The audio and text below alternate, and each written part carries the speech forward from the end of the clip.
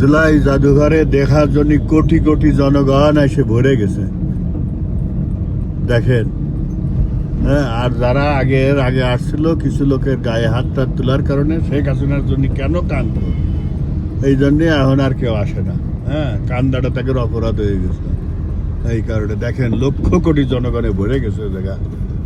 আর ভিতরে আগে নামাজ পড়তো শেখ হাসিনা, তাহাজ্জুদের নামাজ, এই জন্যই মূর্তি আর প্রতিটা দিয়ে ভরে দিয়েছে। উলঙ্গ মূর্তিও আছে। এখন আর কারোর ইমান যায় না, মামুনুল্লাহকেরও যায় না। 501 নম্বর রুমের আদলে এখানে একটি বিশেষ রুম করা হয়েছে, যেখানে ইমাম সাহেবরা এসে বলৎকার করবে, ভেস্তের প্র্যাকটিস করবে। হ্যাঁ, শত শত হুর পাবে, যাকে আদেশ করবে সে চলে আসবে। সেই উদ্দেশ্যে এখানে হুরের প্র্যাকটিস চলছে। বলৎকার শিশু থেকে বৃদ্ধ, যাকে চাবে তাকে পাবে। এই হলো গণভবনের জাদুঘরের চিত্র।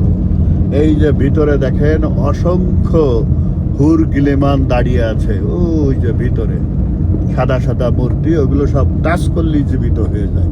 যা ইচ্ছে তাই করতে পারবেন এদের সাথে। প্র্যাকটিস তো প্র্যাকটিস, কিছু শয়তান ছাড়া আর কোনো মানুষ এখানে নেই। সবাই ভালো থাকে।